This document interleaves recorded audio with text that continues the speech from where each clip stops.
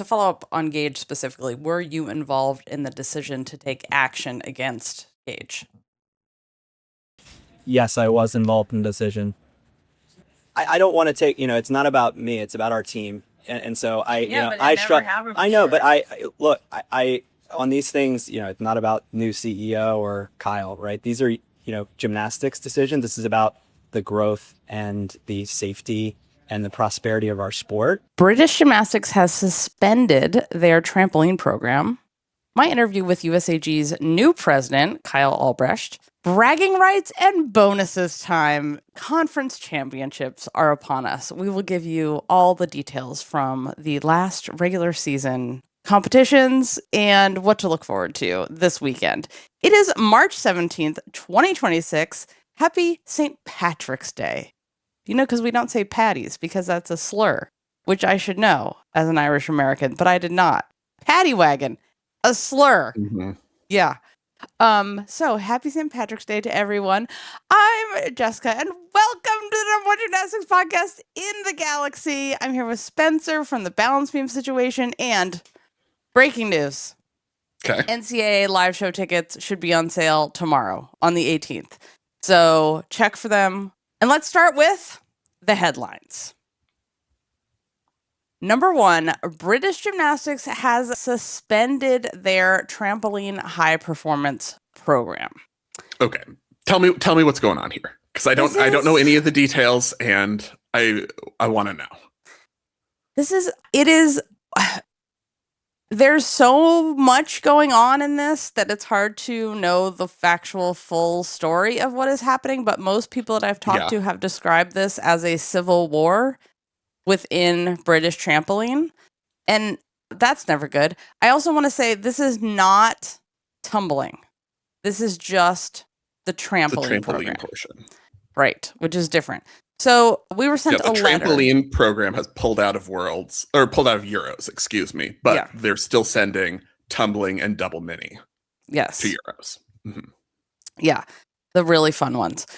The most important. Not that you're biased or the most fun to watch. But this is another. So we were sent this letter over the weekend that went out from the British trampoline program. And could you read this portion of the letter? It says, our collective accountability principles and the standards set out in the White Review and the Wagstaff Review require us all, without exception, to conduct ourselves in ways that protect physical safety, foster psychological safety, and ensure that our behaviors and relationships enable people to fulfill their roles well. A significant number of gymnasts have reported feeling unsafe, uncomfortable, unprotected, or under distress. Likewise, many coaches have raised concerns regarding compromised well-being, value, and safety. These issues have been recently compounded by a substantially reduced senior coaching workforce, affecting our ability to safely resource a program and major events. So, looking into this, it seems like there was a meeting. Athletes expressed discomfort and some distrust with leadership and plans going forward. Then BG sent an email, not this one that we just read, but a separate email telling the athletes that basically not all their coaches were going to be eligible to attend the meets. So they had to select other coaches, but then the athletes were still uncomfortable because the leadership issues did not change. And then they couldn't take their personal coaches. And so this comes into the Civil War part where I think the athletes weren't happy, the coaches weren't happy, BG wasn't happy, and then we're like, no one is going. But what I think is the fishy part about this is I think that UK Sport may be involved in this, and they only get involved when there's something serious going on that rises above the level of, infighting. But I think the thing that really sucks about this, it seems like this started with the athletes saying, we don't feel like this is going the right direction. And in the end, that turned into, well, then no one's going. And so sounds very Iowa State. Right. That's exactly what I thought when I read this letter. So this is just the solution to everything now is we're getting rid of it. So get rid of the problem. Right. And I'm very much simplifying the details of what happened here because it is a lot. and we'll continue following this story, but it is a mess, and it's a mess. It's a very big mess. So, yeah, I'll continue to follow it and see what's happening. Let's discuss the Gymternet news this week. Okay. Iowa State gymnasts are trying to, and alum and supporters of the program are trying to raise money and have a petition to try to reinstate the program, which I'm like, maybe that's not maybe get rid of the AD is the first campaign, and then the second campaign is add gymnastics back. That's what I think. But we'll put links to that in the show notes if you would like to help in their plan. Always go for a try, I say. Yeah, I mean, even if it, the letter, even if the letter you get back is basically like, oh no, we're not doing that. It wasn't a money, because I don't feel like Iowa State, money problem. It wasn't a money issue to begin with. Well, I don't know if the money, everything's always a money issue. Yeah, I don't know if the money is necessarily to, hey, we have this much money, reinstate us. I think it might be to help the fight. Cal thing, yeah. Okay. Yeah. Like we are going, like maybe there's legal help they need, or there is. Right. Okay. Yeah. We told you guys about the LA Olympic registration to get tickets. That's been around for a while now, and you can put, what your preference is, what you want to see. It's a lottery essentially, and they also have the Paralympic tickets. I chose everything that was indoors for Paralympics. I was like, is it inside? I'll go. I did not want to be outside. How air conditioned is it? Yes, exactly. And is there fighting involved? That was my other consideration. Are people that's punching? Your dream sport, air conditioned kicking. Pretty much. I want to be comfortable, but also like punch something. Yeah, like wheelchair rugby. Yeah. That was pretty my number one, wheelchair rugby. Except that it's inside. I think, oh no, what if wheelchair rugby's outside? Well, rugby is often outside. No. Oh God, what if it's like a concrete and it's outdoors? Oh, this is no good. Okay. So anyway, March 18th is the last day to register for the LA 20. Anything that's hosted at like a 4-star hotel would be great for Jessica. As long as they have fans on us and it's covered, then I will go outside. Okay. Anyway, it's Wednesday, March 18th is the last day to register for the ticket draw. Aimee Boorman, coach of snowmobiles for 1 zillion Olympic and world medals and golds, no longer working with the German Federation. So the German Federation sent out a letter that said, they said that it's agreed together and by mutual agreement to end their cooperation. Yeah. Despite great efforts from all sides, the cooperation in Stuttgart did not work as desired and necessary. All right, Aimee, so what happened? What's the tea, Aimee? I think it's really interesting because we know that there was this group, Aimee likes to go whenever there's a disaster. Aimee likes to swoop in and try to help the athletes. And I feel like it worked out really well in the Netherlands with the athletes. Stuttgart, I think, has been a very different situation because they had like their 1 star in Stuttgart, which is Kevrich. But now she has decided that she wants to go train away with her coaches that are no longer coaching and were not allowed to coach anymore. And it's just been very messy. So, yeah, I can understand. It's also really hard to move to another country and do these things. And, yeah, German culture is also sometimes difficult. Not super warm and fuzzy. Not saying it's bad, but, having lived there. Not super warm and fuzzy. I don't know if you've heard. A dream. Yeah. So anyway, we wish her the best on her next adventure, and we'll see what happens. USAG Nationals tickets are now on sale. This is championships. This is the elite championships. They're going to be in Phoenix. So those are on sale now.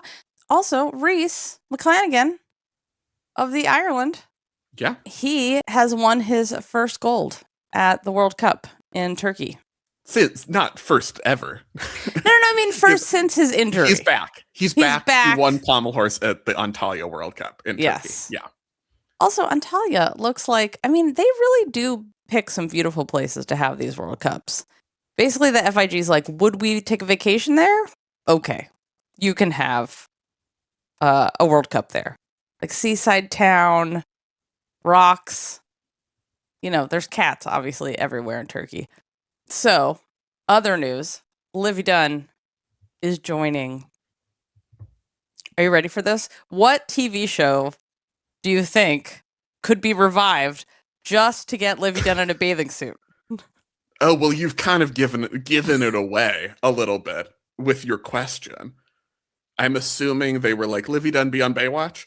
Yes, exactly. Yeah. That is what happened.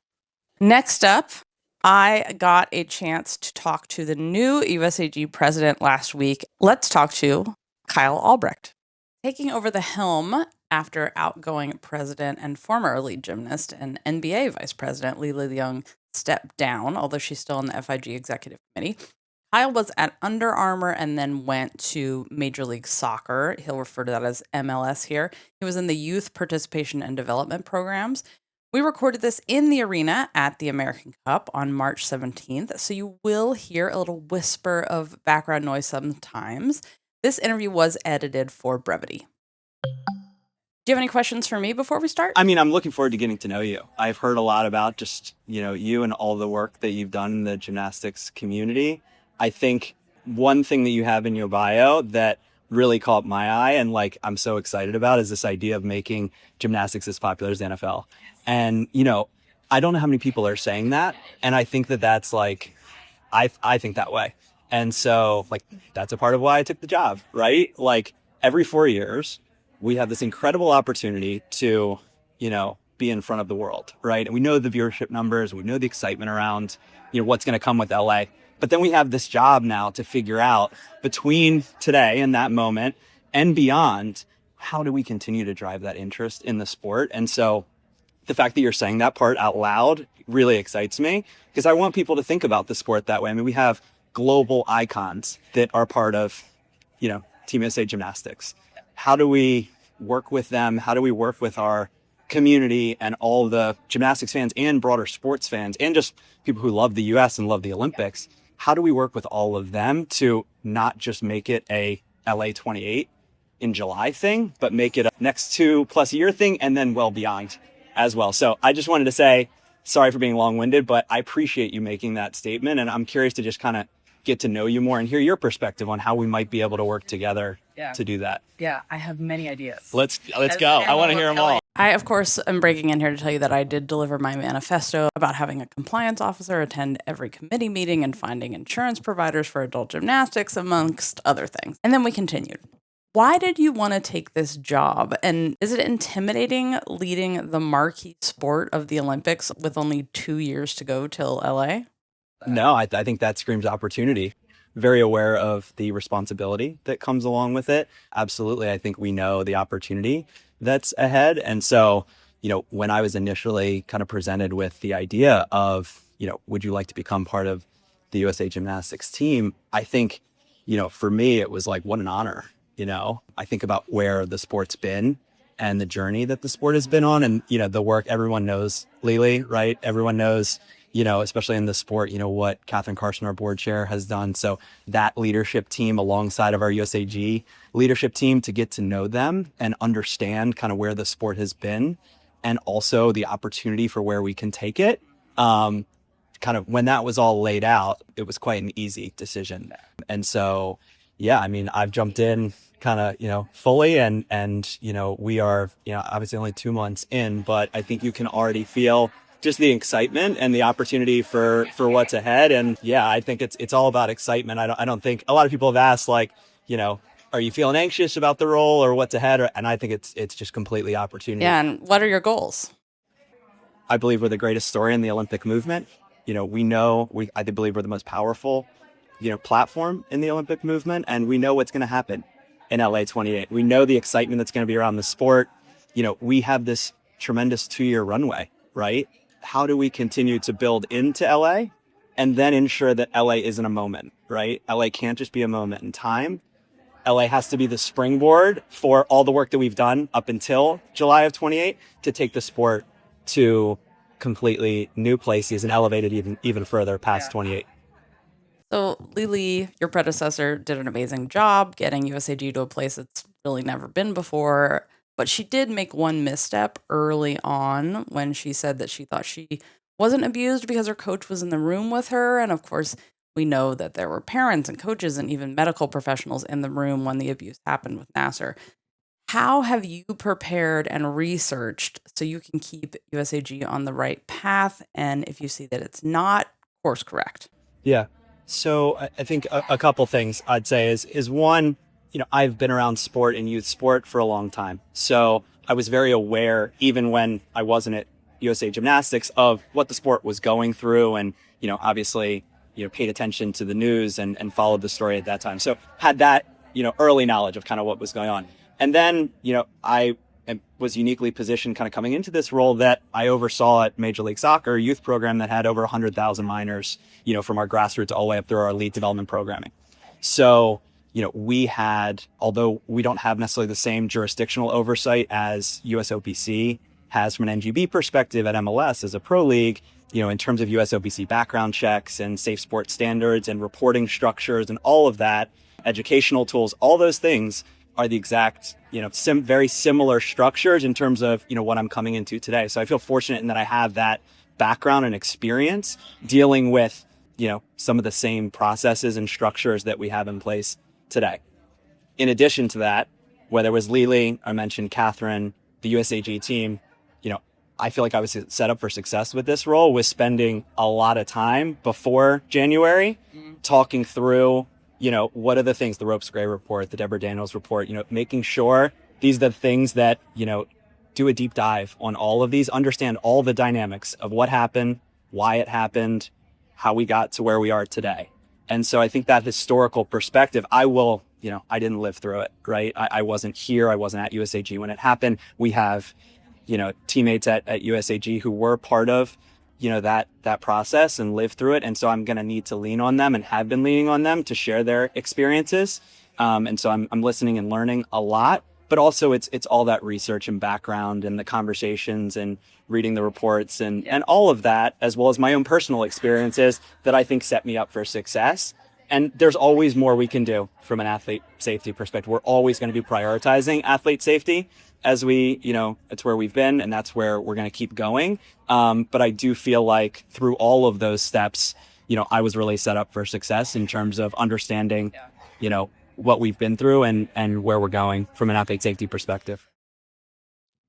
A long, long time ago, I put together a presentation about how huge adult gymnastics is and how it could be and how big it is in other countries. And I aimed it at what I thought then President Steve Penny would care about, which was money. So I pointed out that USAG was leaving like $1 million on the table just in membership revenue by not including adult gymnastics. But since then, so much has changed. Adult gymnastics camps, Chelsea even has one now. There's a world championships. The gay games finally added it. What do you think about adding adult gymnastics? So I think, we need to meet people where they are, and the ability to provide access at any point during a potential gymnast's career, from the very grassroots time that they touch a beam for the first time, or perhaps, much later in life, there should be access points to the sport. And so, across all of our disciplines, like a Gymnastics for All, there should be opportunities for us to introduce those people. And whether we're building specific programming or potentially just simply providing educational tools, any way that we can uplift the sport and people that want to interact with the sport, we should be focused on. So, one of those, I know the FIG folks are here, this week. One of the reasons that they're here as well is we're looking at Gymnastrata very seriously and the opportunity to bring that to the US. So these are the types of initiatives, whether they be through events or membership or education, that we absolutely should be interacting with at the grassroots level, from the youth all the way up through the adult level of gymnastics. I feel like especially catching girls when puberty hits and showing them that you can do team gym or tumbling, or like you mentioned, Gymstrata, and you don't have to stay in this narrow lane of artistic. Well, we know there's these retention, rate issues, right? And the drop off as it relates to, more higher level elite development programs, and, how kind of folks in that sort of 10 to 13, 14 range, you start to see that fall off start to happen. So we need to find a way through different programming, however you want to stay involved with the sport, to give them the ability to do so. Okay. GAGE. It was astonishing to us that they were suspended at all after so many years of allegations, and they seem to have been blatantly violating their suspensions. Did you have anything to do with them finally suffering consequences for that? Well, last week, the decision was made, to revoke the club's membership. From a USAG perspective, I can say that that's a decision we took very seriously and did not, take lightly at all. I want to commend our team and our safety and response team for, the process. And, from a perspective of the integrity of the systems we have in place, that decision was done based on athlete safety. And so, when there's continued alleged actions that go against the very system that we have in place and the suspensions that were, laid down by the Center for SafeSport, which it is our duty to ensure that they are followed, we are going to take action that's in the best interest of athlete safety. And so, we're aware of the impact that may have had on athletes and families, and, try to keep that into consideration in terms of the timelines, with which, athletes have the opportunity to go to another club. But ultimately, we're going to make the right decision based on, athlete safety as the number one priority. We absolutely want to focus on a culture of transparency and accountability, and we want people to have to feel empowered to share when they see something or hear something. That is why we have the system in place that we do, is to make sure that people feel empowered when they do report something, that we're going to take action. And so, this example is one that embodies the system that we have in place and the action that we will take to prioritize athlete safety. To follow up on GAGE specifically, were you involved in the decision to take action against GAGE? Yes, I was involved in the decision. I don't want to take, it's not about me, it's about our team. And so I know, but I on these things, it's not about new CEO or Kyle, right? These are, gymnastics decisions. This is about the growth and the safety and the prosperity of our sport. And so, it's not, yes, ultimately I had a role in the decision, but this is about USA Gymnastics doing the right thing for athletes that, is based on what we stand for as an organization, what we want the sport to stand for. So that's why I commend and give credit to our whole team, the safety and response team more specifically, our membership team who, interacts with clubs and athletes and families. They're the ones that deserve the credit here. But yeah, it was a decision that we made. Yeah, that was a huge deal. Thank you so much to Kyle, the new USAG president, for taking so much time to talk with me, and hope everything goes well and it's a great and successful presidency. Crossing all of our fingers. It's time for the NCAA update. Let us begin. It was a big week of tears and triumphs and travel with all the senior weeks. Yes. And of course, conference championships are happening this weekend. It's bragging and bonuses time. That's what the conference championships are We for. love conference championships on this podcast. We think they're very legitimate and real. That is established narrative. That is established fact. So senior nights are done. Everyone got it out of their systems, maybe. Jessica made me socialize with people. I was in public. It was very stressful. We have our college and cocktails every week. And we did do it in person with Liv Karras and Corey Tomlinson after the UCLA meet. And it was very, very fun. And the number of messages that I have gotten about our Muriel Grossfeld portion, I just have to play it here for people because pretty much this is how the entire night went. No. Yeah. Don't worry about the 80-year-olds. Worry about the middle-aged. The middle-aged ones are no balls, but the 80-year-olds will fuck them gone, up. and they're just like, deduction. When Muriel Grossfeld did it didn't look like that. So get out of here with this. Screaming! Just screaming Muriel Grossfeld. Where did you get that name You don't know Muriel Grossfeld? She's a real person. Excuse me? May she rest in peace. She just died, I think. I don't know she didn't. No, she's the one who made the comment about Vanessa Atler, though. Is that on her tombstone? Vanessa Atler can tell you about Muriel Grossfeld, I think.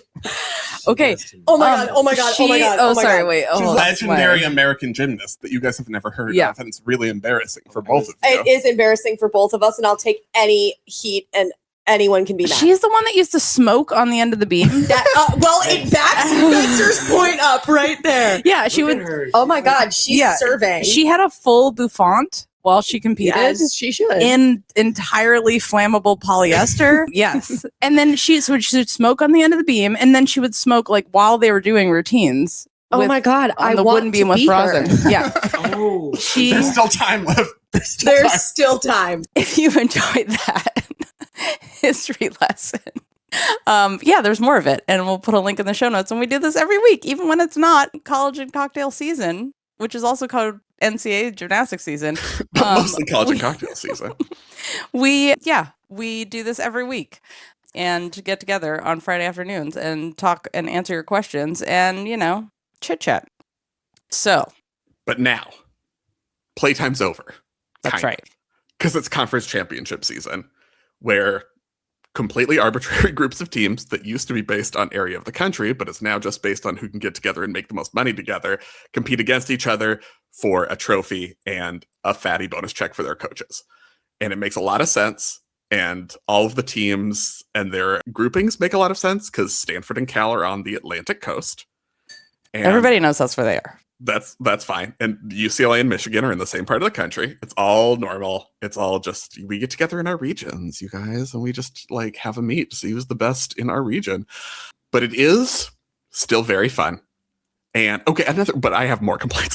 I'm trying to be like, it's really fun, but I have more complaints. So I had never really thought about it until this season. But you know how one of the gymnastics conferences is called the Eagle Conference?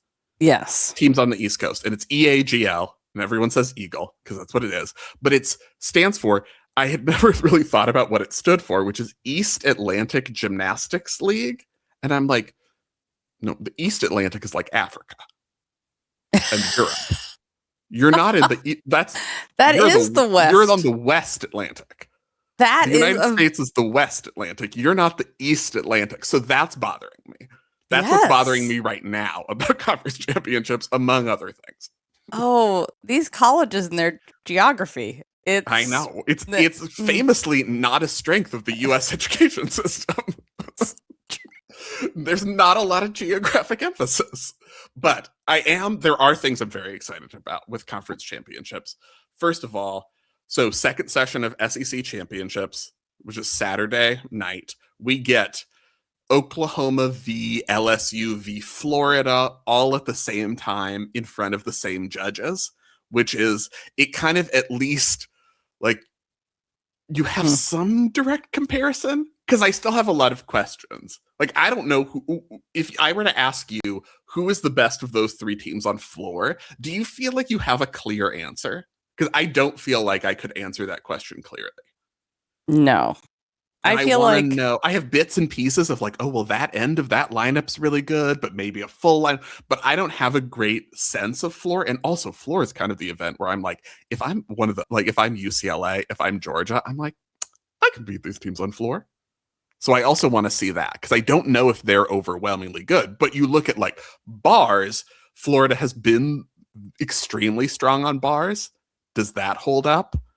Florida has been the weakest of those three on vault, but I'm like, there's no real reason that should be. They just have been.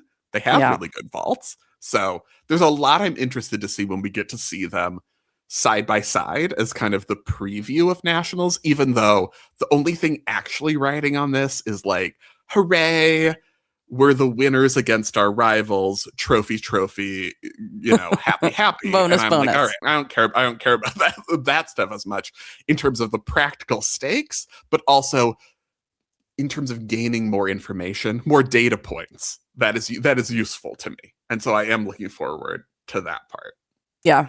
ACC, though, the very sensible Atlantic coast that Stanford and Cal are on, is sleeper for most interesting because I have no idea. Like, Stanford should win, but like, who's better? Clemson, Cal, NC State, North Carolina. Like, there's so much even in that group. I think that's also very interesting. I'm looking forward to that. The other big thing about the final day of before people get eliminated, the conference championships, is that it's regionals make it or break it day. We decide after Saturday's conference championships, top 36 teams are through to the postseason. Everyone else is out. So there's still a lot of moving pieces in that regard. Okay, University of Washington is on the bubble right now. If you remember last season, Washington was regionals host and then didn't make it. And so it was kind of awkward, disappointing for them. You're hosting regionals as your own thing, and they didn't qualify as a team. They only got individuals. So right now, they're in 35th. 36 teams make it. They're kind of right on the bubble, tenuous position, but with a 196-1 at Big Tens, they would qualify.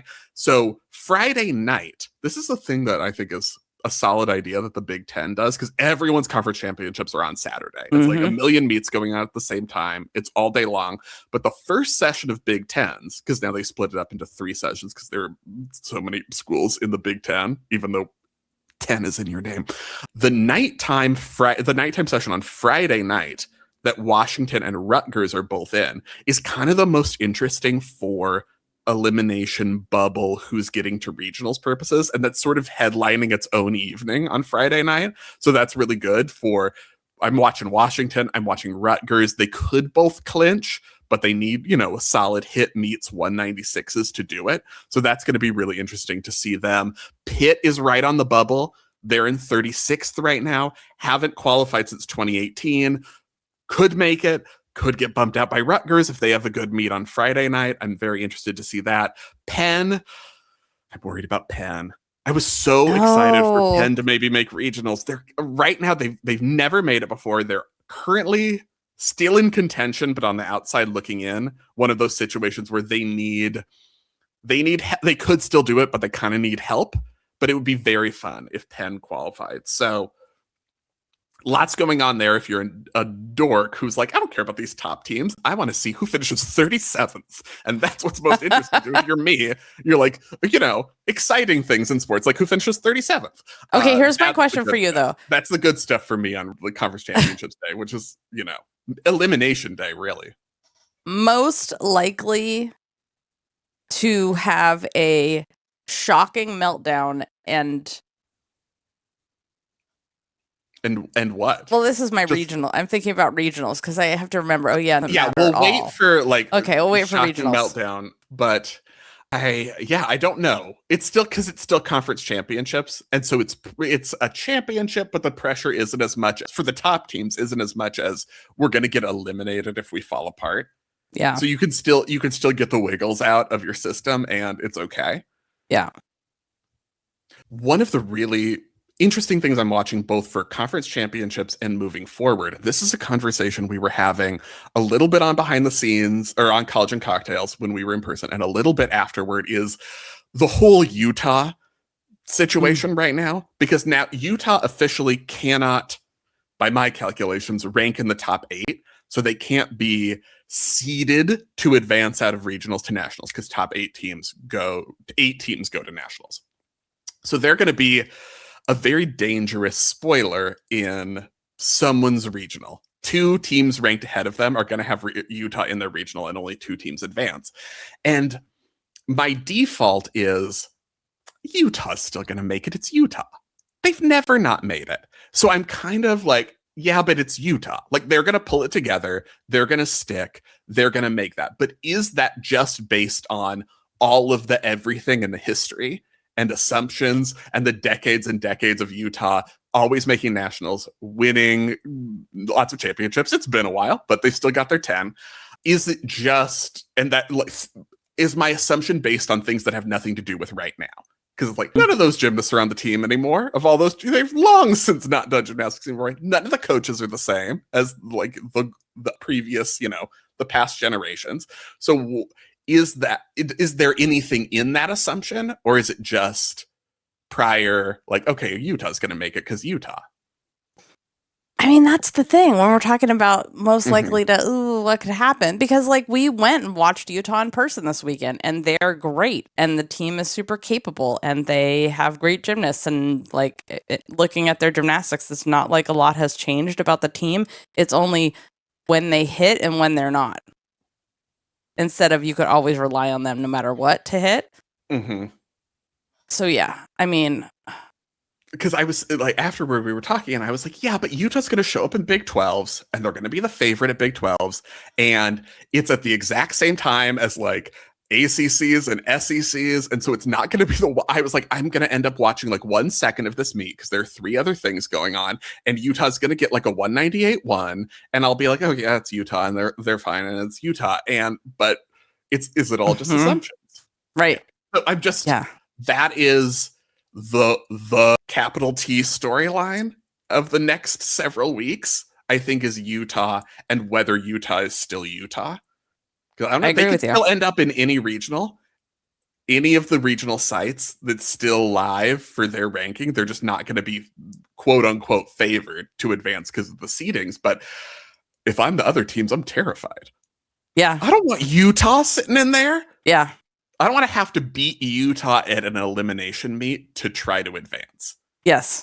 That's a gross situation to be in. I don't want that. No, thank you. Totally agree. So also the other one if I'm another team, I'm like, I don't want this, is Kentucky. Because we've talked about kind of the Kentucky journey this season. It was really rough to begin with.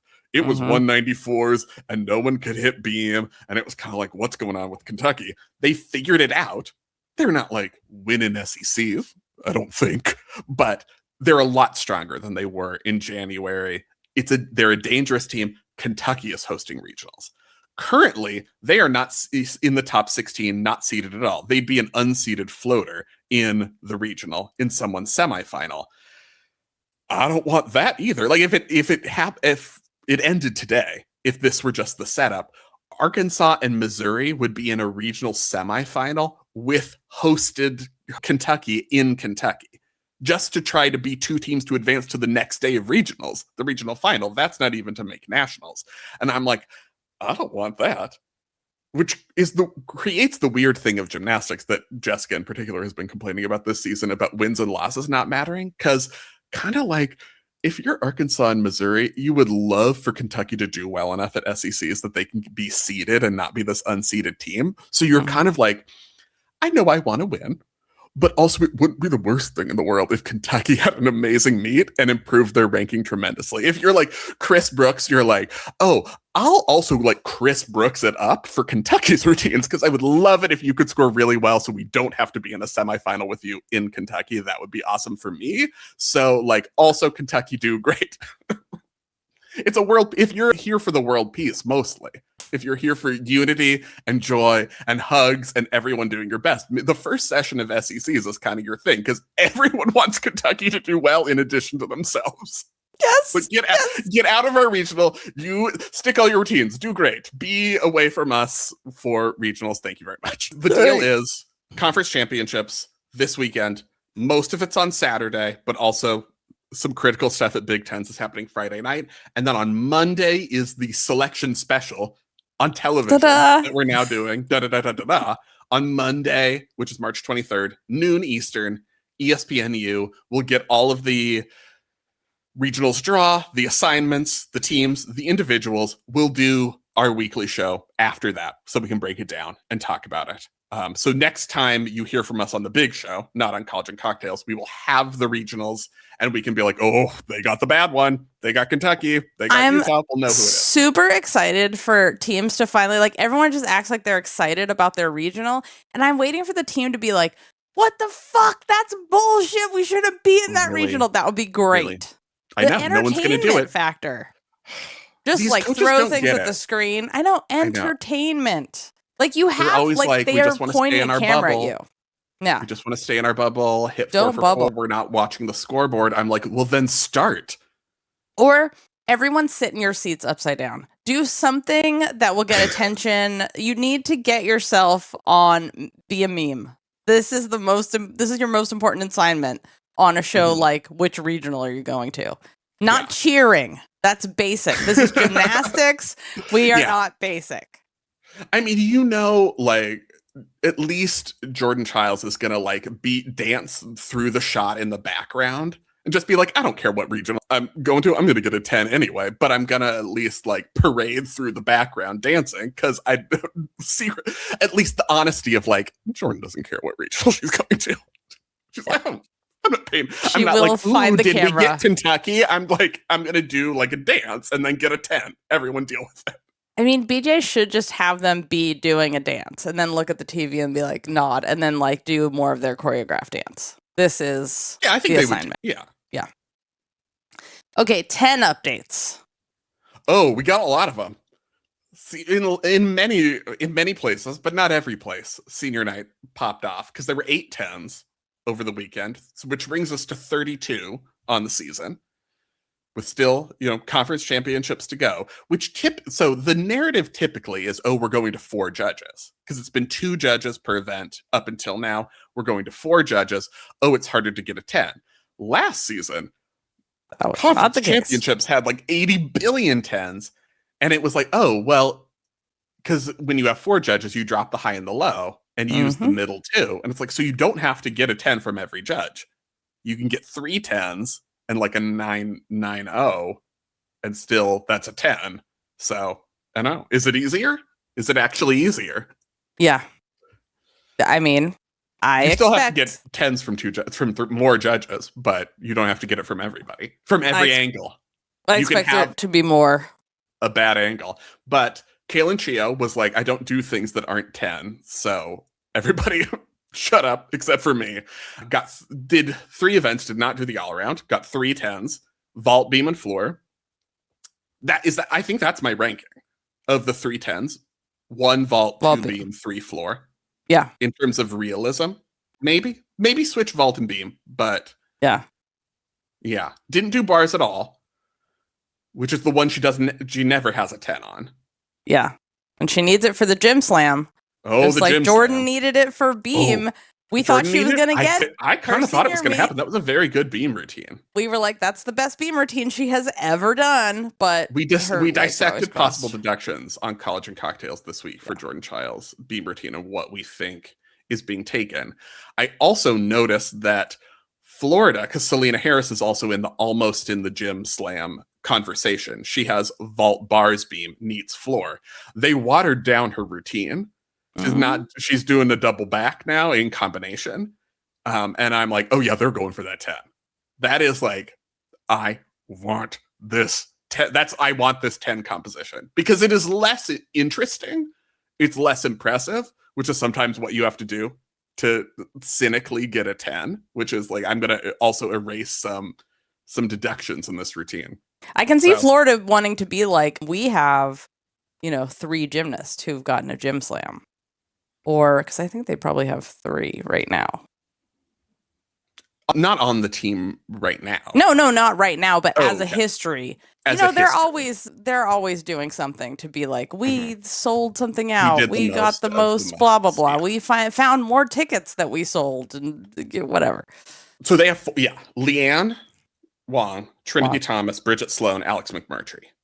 Yes. So 4 Florida gymnasts have done that, which is the most of any team. Yeah. Georgia has 3. Kupets, Litchi, Heather Stepp.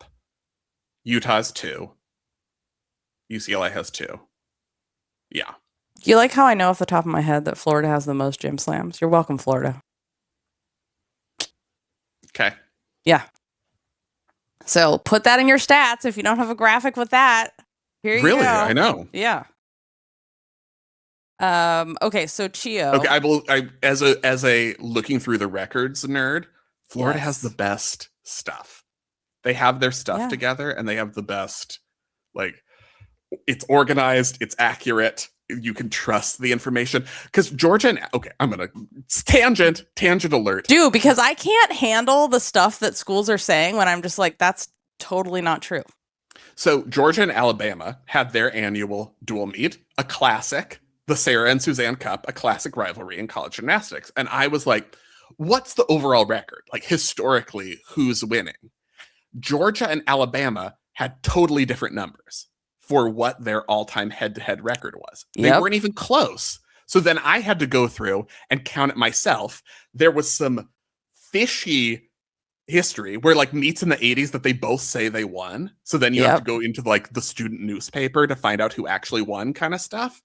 And so it's just like, it's very frustrating. Yeah.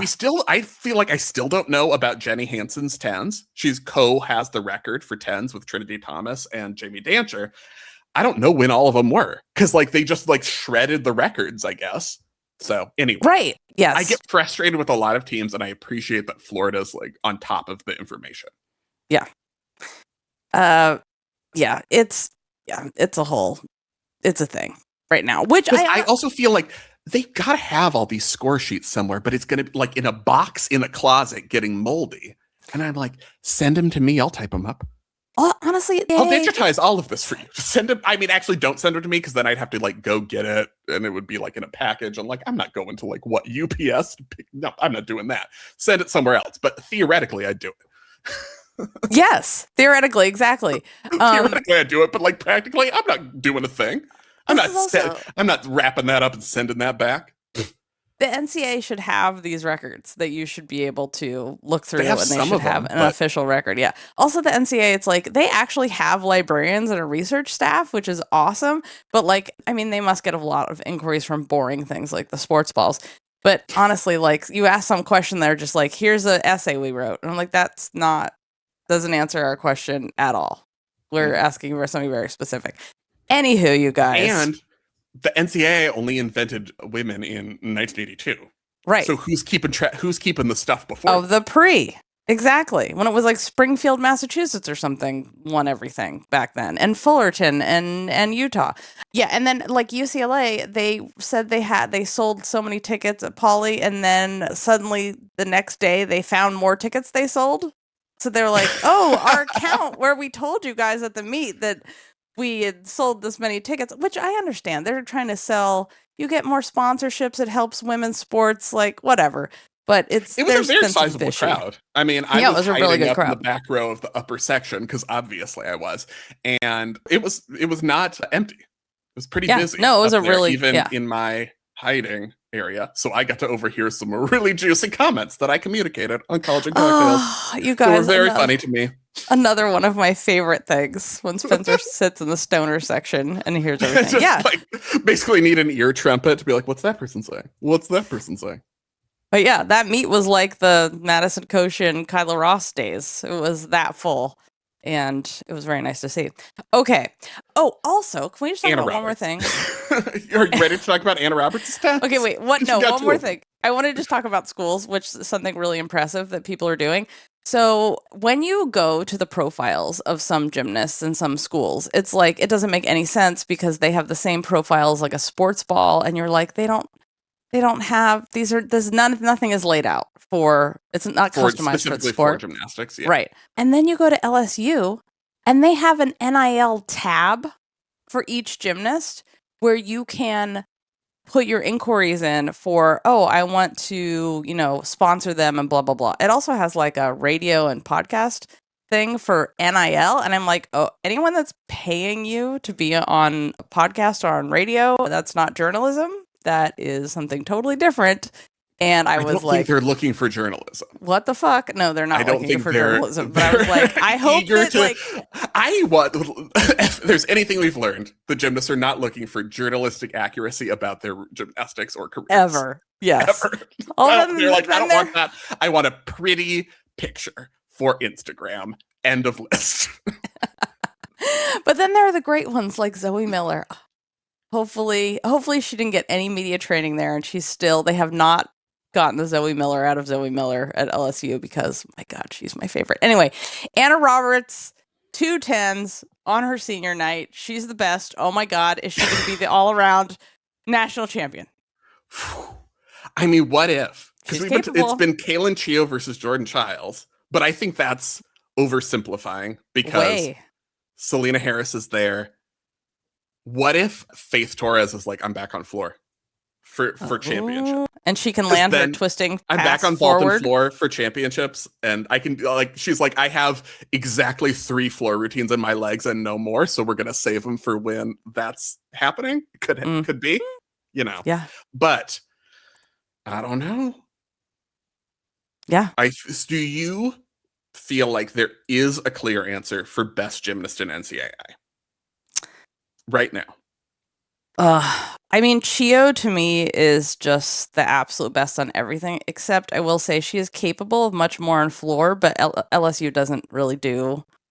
They're a little better than some teams, but they're not giving the most on floor. They're in terms of the dance. In terms of the dance, in terms right. of the like when you watch teams, and then you watch teams who are actually dancing the whole time instead of just doing poses. Like it was so evident too. Like there's some routines I really like on Utah's, but it's just pose, pose, pose. Yeah, it's a big. So she could do more on floor, but to me, she is the best right now. But Anna Roberts is even better than her on some events, especially form wise. And Chio's form is perfect. So Anna Roberts is even better. If you were doing elite code of points execution scores, which is not what we're doing, Anna Roberts would have the highest execution scores. Period.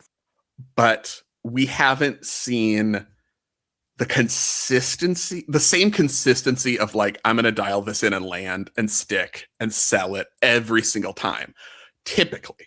But lately on vault, she has stuck that vault a couple times lately. And it's like, she's like, okay, I know we here at Stanford want to be a little nerdy and a little silly, and we have to make sure no one thinks that gymnastics is the only thing we have going in our lives and our only priority, but also I really want to win. And it feels like she's performing in, but also I really want to win mode, and that's excellent. Jordan Chiles, I think, is the most impressive gymnast in college gymnastics. And being there in person, even though, and we had a long conversation about this in College and Cocktails, sometimes everything around her, the not Jordan, like not coming from Jordan necessarily, but everything around her that's so over-focused on her and on nobody else kind of makes you feel a little iffy. Mm-hmm. Even just like, I was like, everybody shut up. Avery Neff is going on bars right now. And it was just like, no one noticed. No, it wasn't, no one knew what was happening. And I was like, there is a double layout full happening on bars right now, everybody. That kind of thing, but that's not Jordan's fault. That's just like the way the world works. It's the most impressive, but like emphasizing to me that it was the most impressive show. It is like a thing that you want to watch. It is the most engaging and performing with more than necessary difficulty. Mm-hmm. She's not like doing the bare minimum to get the 10 in general. She's doing a pike Tkachev on bars. She doesn't have to do. She's doing a Yurchenko double full on vault, which is more difficult. Even though she's doing 2 passes, they're not dinky 2 passes on floor. Yeah. It's a double lay. It's a front through to double tuck. I'm fine with it. But is that going to be rewarded? Yeah, and that's the thing. I feel like when you dance and your performance is that good on floor, I mean, her bars are like amazing. There's bars is her best event. Period. And I just feel like the dance is hands, except Ohio State. JJ Coleman. Yes, JJ Coleman is the other person that I'm like, those 2 routines to me are comparable, and JJ Coleman's leaps are even higher and bigger and more around and more split and more jump than Jordan Chiles. Like, she is the other state-of-the-art floor, I think. But Jordan's floor is just like so special because she dances and performs and it has all the stuff. Yeah. Okay. Who else got a 10 this weekend? Ariana Ostrom, Minnesota vault. Yurchenko 1.5. We talked about Selena Harris on beam, 2nd in a row for her there. Nikki Smith on floor, Michigan State, got her 2nd floor 10 of her career. So lots. I assume there will be a lot more. Yep. Yeah. Rankings update zone. Oklahoma and LSU are still fighting for the number 1 ranking. So the number 1 national ranking it is established for the postseason meets, and then they don't re-rank. So you're like national number one, which helps for, what session you get in. But otherwise, maybe you could make the argument it helps perceptions and predisposition of who's going to win. Some teams will make that argument. It's not super significant, but it is mostly just bragging rights. But it could still be Oklahoma or LSU finishing the regular season and going into the postseason as number one. Oklahoma is currently number one, so they could, if they get another 197, 925, they'd clinch it. If they don't, LSU still could move into the number one. Doesn't matter for regionals because LSU is one of the regionals hosts. They're going to be staying at home for regionals anyway, which means Oklahoma is going to Kentucky. It's regional anyway because that's the closest geographically of the 4 regional sites to Oklahoma. So that's all already set. Kaylin Chio is number one ranked all around vault beam. Chloe LaCourciere still bars. Jordan Chiles still floor. Nothing has changed there. So that's kind of what it is. Thoughts, reactions, reflections, betrayed, lost, confused. How are you feeling? I'm just interested to see how Florida is rising in the rankings. Yeah. And I'm just interested to see if the judging is going to tighten. Like Nikki Smith got a 10 on floor, and it's amazing. And also, her feet are apart and her full in. And sometimes I think they award for difficulty. So, yeah, we'll see. I'm excited for it, though. When is our College and Cocktails this weekend? It's Saturday. We're going to do it on Saturday after the end of the second session of SECs. So that is going to be, the competition will end around 7 p.m. Pacific time for us, and then we're going to jump on and do College and Cocktails after that. 7 Pacific. Yes. Ish. We can talk about 4-team meet, so it's not as efficiently finished in time as some of the other ESPN SEC network meets, but so we're allotting our 2 hours for the competition, and then we'll hop on and talk about whatever nonsense we saw. Yeah. Oh, the nonsense. I can't wait. I'm also interested if Arkansas does their best on vault, like how their scores are going to hold up, because they have a great vault team, and I think they don't get recognized enough for it. Let's get to feedback this week. If you have letters for us, you can send them to gymcastic@gmail.com, or you can leave comments on any of our socials. We have a comment from YouTube, GymCastic creating world peace. Your favorite topic. Marissa says, okay, so funny story. I was the fan who wore the Team Bronze t-shirt at the UCLA versus Stanford meet. And I ran into another Jessica who was wearing the College and Cocktails t-shirt. She saw me from behind and said, I love your shirt, in which I enthusiastically whipped around and said, thank you, and saw her shirt and got so excited I hugged her before I could introduce myself or ask consent. I was just so excited to see another gym fan in the flesh and to be at the World Peace Meet, seeing some of my all-time favorite gymnasts. I did immediately apologize and introduce myself and regret not getting a photo. Anyways, I cried when Jordan got a 10. I cried when Anna Barbosu went on floor, and I cried when I saw that Jordan was cheering her on. It was all just so magical and emotional. I love you guys so much and will forever rep the Team Bronze t-shirt the rest of my life. Thank you guys for all you do for us gym nerds. You make this world a better place. Thank you so much. That makes me so happy. Jessica's going to frame that one. I love that. And if you guys want to find your people in real life, go to the GymCastic store, and you can also get your gear, especially if you're going to regionals, you're going to nationals, like wear your shirts and you will find your fellow gym nerds. It's a good way to signal without having to just talk to everybody. Exactly. It's a filter. Just like, oh yeah, I know you can immediately hug the person you already know is your person because they're wearing the shirt. Mm-hmm, exactly. But not if it's Spencer. Don't touch. No, well, obviously. Remember that time you touched me on the shoulder? I know. This week on a College and Cocktails, so we were sitting right next to each other, or as Liv said, like we're posing in our Leos before the meet. And I touched Spencer on the shoulder, and I thought he was going to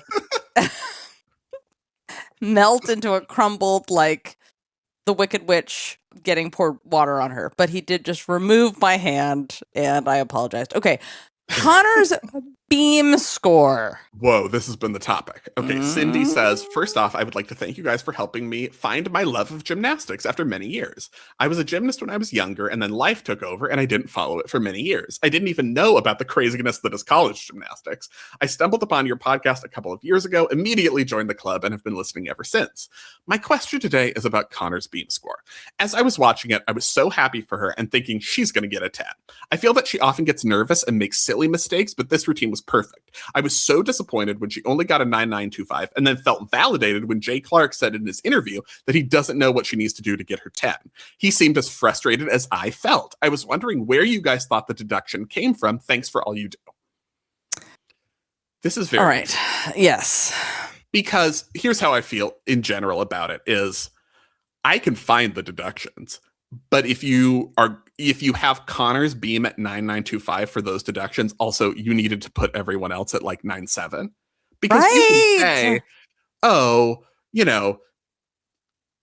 lack of amplitude to gain her full. She held onto the stick, but sort of like maybe from a certain angle, you're saying torso movement to retain balance is a deduction. Maybe you're saying flexed feet in the switch half, but if you're saying that, like give out some 9.6s around here for your feet. Right. So but one thing I was thinking about, I watched it a second time to be like, do I agree with Jay Clark?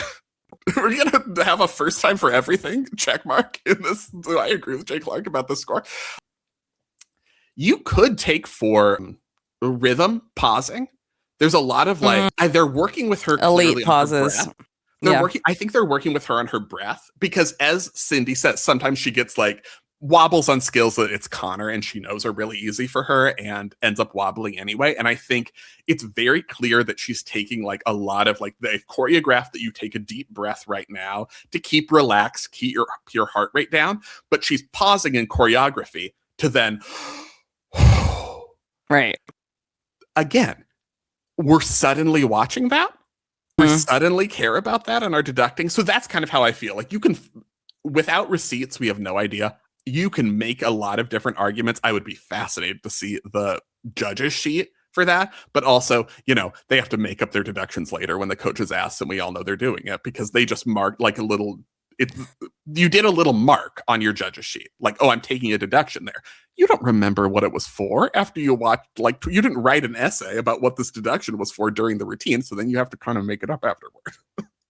And this is a reminder that this, if you're a visual listener, is the receipt sheet that they have in figure skating. And we do not have in gymnastics for some reason, where it's just all entered. And so you don't have to look at your shorthand. Oh, why don't we have this? It's a mystery.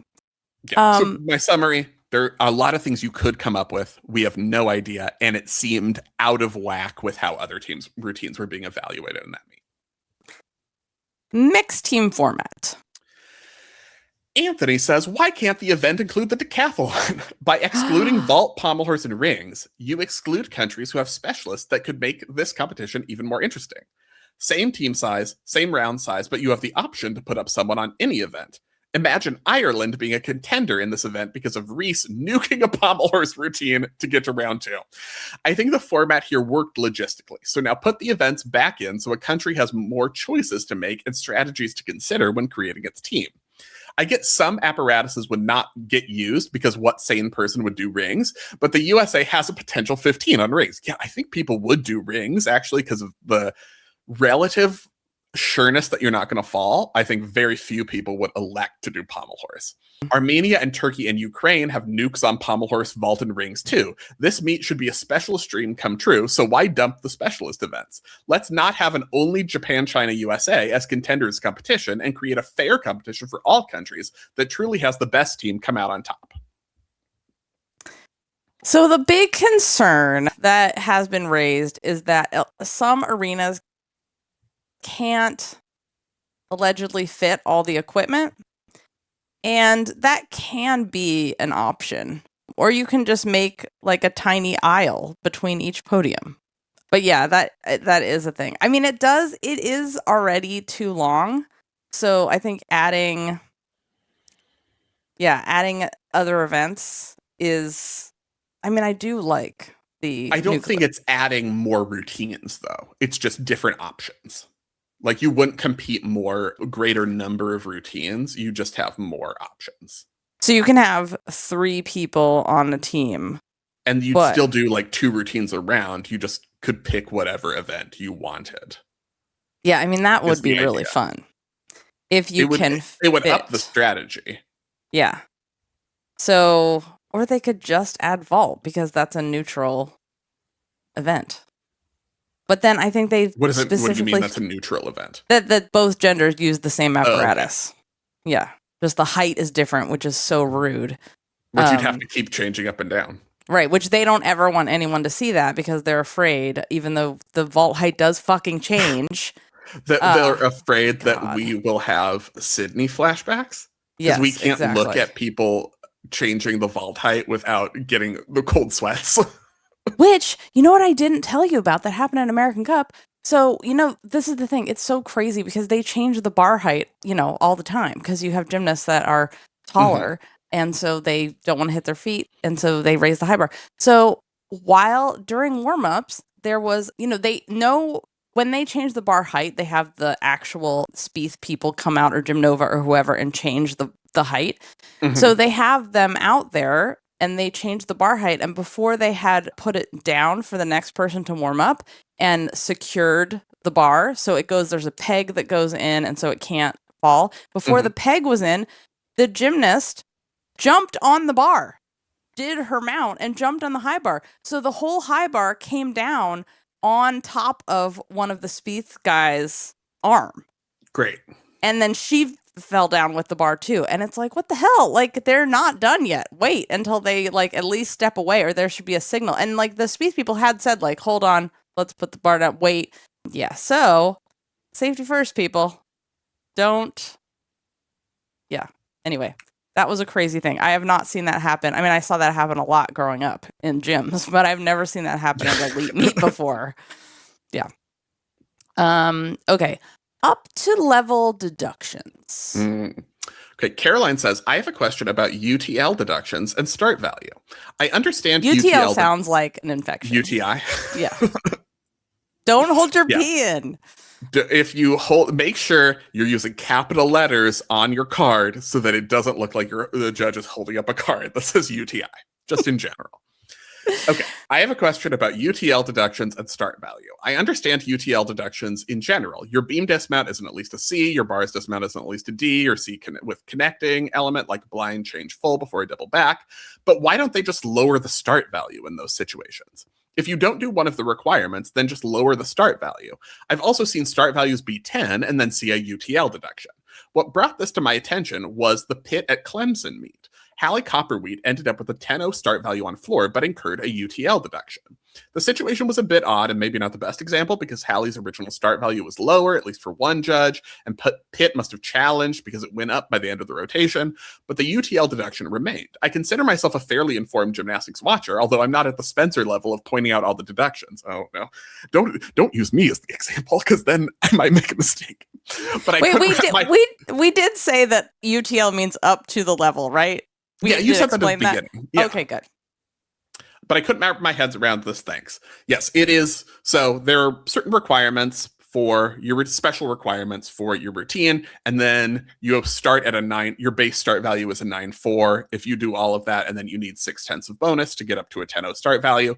But there are also up to level deductions that are specific on each event, which basically the general sentiment is, you code hacked to get a 10.0 start value, but we also kind of want to discourage this. So we can put in a couple things that's a 1/10 deduction for really not reflecting the level of difficulty we're actually looking for these routines.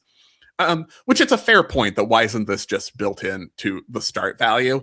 I guess it's maybe a less aggressive deduction to say you kind of did it, but we'd like a little bit more. Or it's just kind of a manifestation of the piecemeal identity of the whole dev NCAA code that it has to apply to a lot of different levels of gymnasts and a lot of different quality, and it's kind of been put together over the years. It's like the dev code is kind of like the human body, where it's like there's a lot of weird vestigial evolutionary things that are just like, there are a lot of appendices and tonsils and just like weird things in the code that are just kind of were there in the 70s and just like, okay, well, it's just still there kind of stuff. I feel like if you what I'm saying is if you created your own specific NCAA code of points, which they should have, as we've said 80 billion times, you wouldn't necessarily have to have up to level deductions because you could just write all of this in. So I agree with that. It's basically like, we recognize what you did to hack the code, but also don't. Is what a UTL deduction, I think, is. Is that your impression? Yes, essentially. Which I feel like they need to be. It needs to be extremely. It needs to be harder. It just needs to be harder. It's too easy in NCAA. The routines are too easy compared to the level of gymnastics. And I realize they're trying to bring up the level 8s and 9s and like, D3 and D2. It has to be the same code for them. But I'm like, okay, so you don't start from a 10. Yeah. Like, but maybe you do an absolutely perfect beam routine or floor routine. That's what happens on vault. Not everybody has a 10 star value. Yeah. So, yeah. Because honestly, like, just like we were talking about with Liv and we've talked about this before, I'm so glad to hear Liv have the exact same opinion. If you're doing Isn't it great when someone has the exact same opinion as you do? Yeah, it's so validating. So Yes. To hear from a D1 athlete who's also saying, if you are doing a front layout to a front full, like that is not hard enough. This is NCAA gymnastics. That's way too easy. Athletes turned. Oh, wait. One thing back to the American Cup point about adding like a random option, But the thing is, you would only. All right, I want to go back to this again. I don't want to add 2 more events for men because then it makes men more important for a nuclear option. I think if you add vault, then it's for both. For nuclear? Oh, everything is nuclear for a nuclear option? That's what he said. Anthony said nuclear options. Okay, So I get it. Yeah. Okay. Nobody wants a nuclear option. No nukes. We need to decolonize and Patroviolence. That's a new thing. I'm sure that's an actual word. I'm sure there's right? been an academic essay about patroviolence. Mm-hmm. Someone did their thesis That's a solid on that. term. Yeah. Sometimes it's word salad, but sometimes you're hitting on a good one. Exactly. And you hit on a good one there. I have really been thinking about like this, like de-violencing my language and not always saying like when someone does something good, it's equivalent to something violent because that's awful, but it's also funny. So that's where I struggle because the more important thing is the giggles. But anyway, so I like just making it vault because then you could, whip out your vaulter at the end for the huge D if you need to. And also like Chelsea and Brett, when we interviewed them at American Cup, they said like basically like we were talking about by the last event, you don't have any options because your competitors are locked in because no one can repeat an event. So they only have the event to do that they haven't done yet. So if you add this wild card option, then you could bust out a vault if you need to. But China won't want that. So, well, except for men, I mean, every once in a while, China has a great female vaulter. So, the Chung, as an example. Where are you? And Yang Yoon, my hero, forever. Okay, athletes turn coaches. Gymnastics fan says, I recently subscribed to Inside Gymnastics. In their interview with Grace McCallum, she spoke briefly about transitioning from athlete to coach and how different the mindset is. It made me curious about how Haley, Trinity, Jade, etc. feel. Do they ever want to put on a Leo and compete? If the team is struggling, do they wish they could jump in and throw up a 10? I realize you can't read minds, so it would take some texting to find out. Yes, I'm presuming Jessica has everyone's numbers. Also, in Grace's interview, she said, when Carly offered me the 5th year for student coaching, I thought, how could I pass that up? I mean, it's a dream opportunity. Does that mean if she'd gone to grad school, she could have competed another year? Or does it mean she is in grad school but chose coaching instead? Are Jade, Haley, Trinity, Haley, etc. also student coaches or volunteers or paid? I feel like I should know this. I'm blaming menopause brain. Drink. There is usually an option for a scholarship option for athletes to finish their degree. So instead if they've used their 4 competitive years already. So Grace McCallum She didn't. She She's was not post eligible. COVID year, so she had her 4 competition years and she used them, and then that was it for her competitive opportunities. Yes, exactly. So she, doesn't have any eligibility. She's using a 5th year essentially as you can be a student coach and we can help you finish your degree. And there's usually an opportunity to do that. Also, this is incentivized so that schools don't have, which I hope that athletes actually look at this when they're choosing a school, is how many people actually finish their degree. They don't just go there, but they actually get a degree. So it is a way to incentivize athletes to get a higher level degree because, more and more in the United States, unless you have a master's or PhD in something, it is hard to get jobs with a bachelor's degree. But then it's hard to get jobs here anyway. And I just want to, for a moment, since we mentioned Yang Yun, I just wanted to just put her vault up. So if you're only listening, Jessica just got so distracted by saying the words Young Yoon, she had to watch her vault again. Her flying banana Jesus vault. If someone does that, they should add vault. That's all I'm saying.